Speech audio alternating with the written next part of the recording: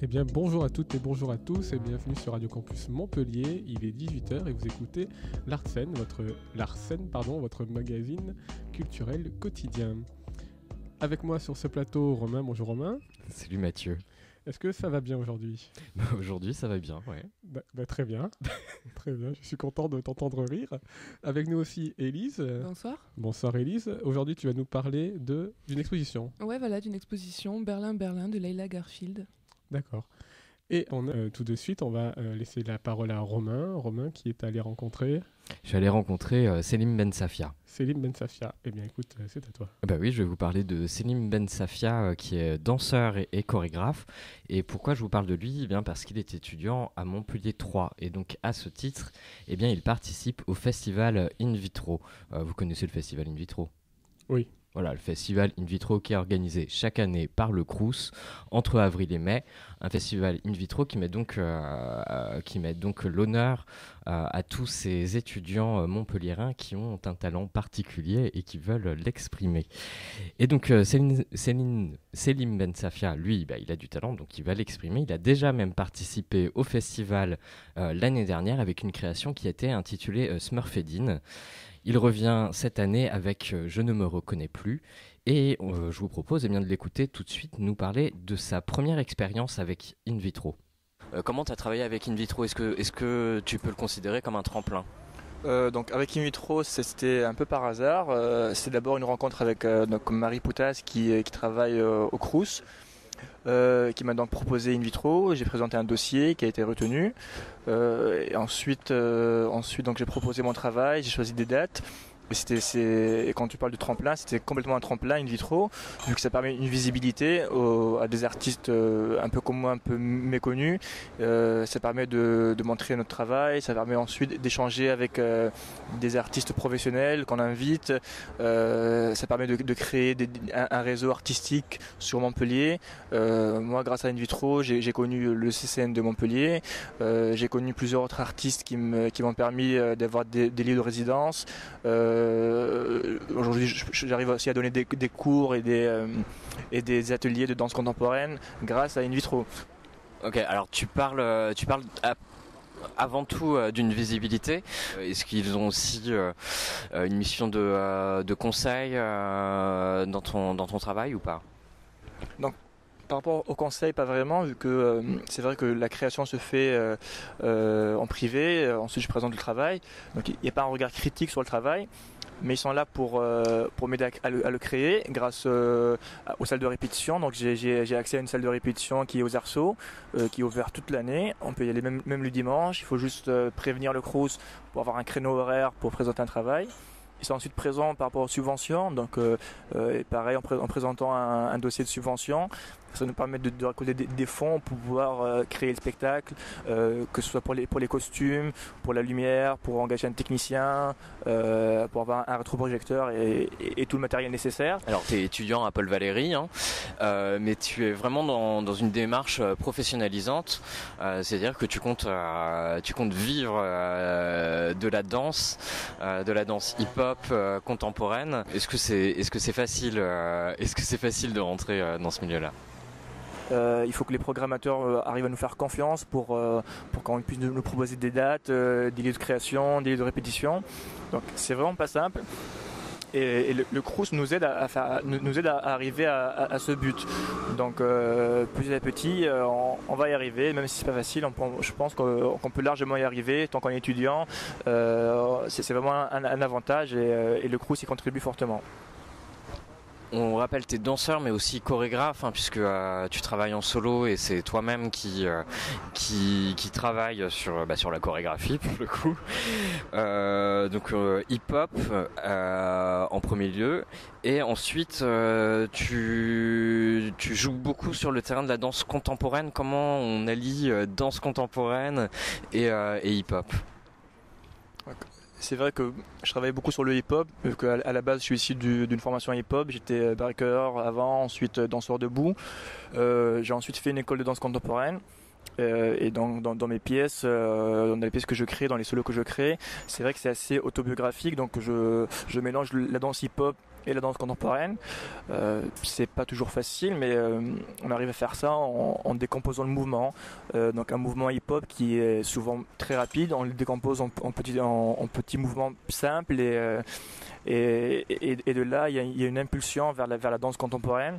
Et après, ça fait un tout en mélangeant les deux styles, que ce soit sur le mouvement ou sur la musique, en mélangeant des musiques contemporaines à des musiques plus hip-hop, un peu plus de breakbeat. Et le tout, on arrive à faire un spectacle mixé entre le contemporain et la danse hip-hop.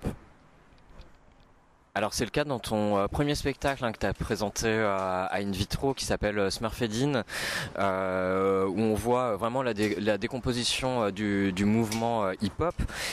Et on n'y voit pas que ça, on y voit aussi beaucoup la recherche de comment placer son corps, qu'est-ce qu'on va retrouver en fait dans la prochaine pièce.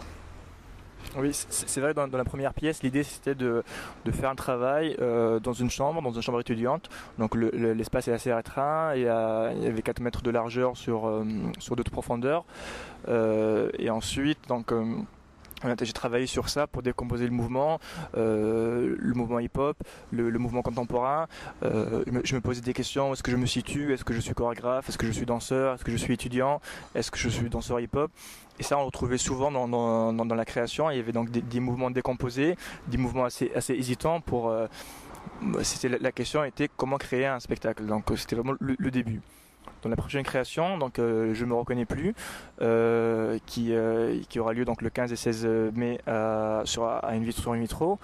On va retrouver aussi les mouvements hip-hop, vu que c'est vraiment ma formation de base. Donc à chaque fois, je les insère dans ce que je fais.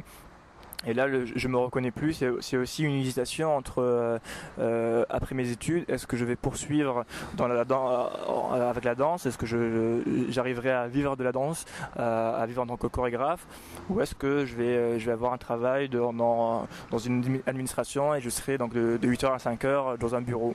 Donc la question c'est là, et dans le prochain spectacle, on va retrouver ce genre de questions, et il y aura pareil une hésitation dans le mouvement et beaucoup de réflexion.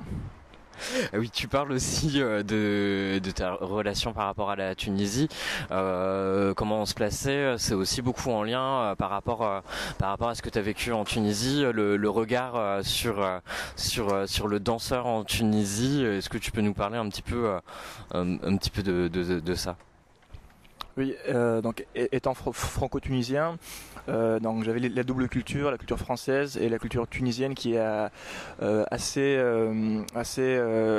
restreinte par rapport à la danse. Donc en Tunisie, aujourd'hui, être danseur professionnel, c'est pas encore un métier, ce n'est pas reconnu comme métier.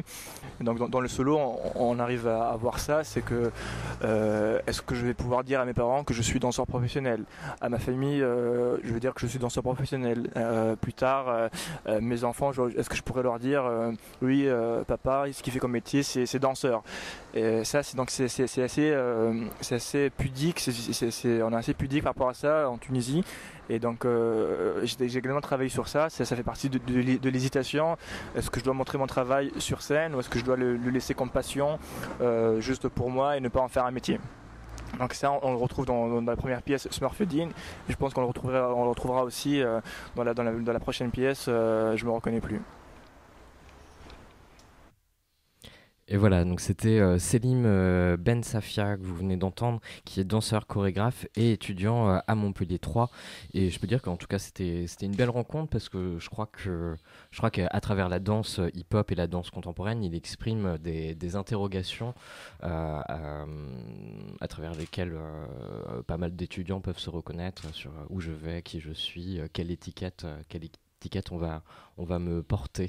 D'accord, donc un spectacle fait par un étudiant pour les étudiants. Voilà, exactement. Je pense que c'est ça. Pour tous ceux qui s'interrogent sur qui ils sont. D'accord. Et on peut le voir Et quand? donc voilà, ça va être Je ne me reconnais plus, donc la prochaine création qui sera présente pour le festival In Vitro, ce sera le 15 et le 16 mai. Il rejouera aussi Smurfedin qu'il a joué l'année dernière pour In Vitro. Et là, pour le coup, ce sera au théâtre Gérard Philippe et ce sera 10 euros. Alors que le festival In Vitro, c'est quand même gratuit, donc c'est quand même intéressant. Bon, non, mais c'est intéressant de voir que étudiant comme il a des possibilités, il arrive à faire des choses et à entrer dans le milieu actif. Et a priori, le Crous n'y est pas pour rien. Enfin, en tout cas, de la manière dont il en parle. Oui, et de la manière dont il en parle, c'est assez intéressant parce que pour lui, c'est un vrai support, c'est une visibilité qui lui est apportée. Donc je pense qu'on peut faire un appel aux étudiants qui ont des projets artistiques, que ce soit de la musique, de la danse ou peu importe, de contacter le Crous, de contacter le Festival In Vitro et peut-être l'année prochaine y participer du coup. Voilà. Eh bien, merci Romain pour cette rencontre, j'allais dire fantastique, mais en tout cas intéressante autour de Selim Ben Safia. Exact. Et tout de suite, chers auditeurs, je vous laisse en compagnie de Ridan avec le quotidien, une sélection de notre technicien Eli.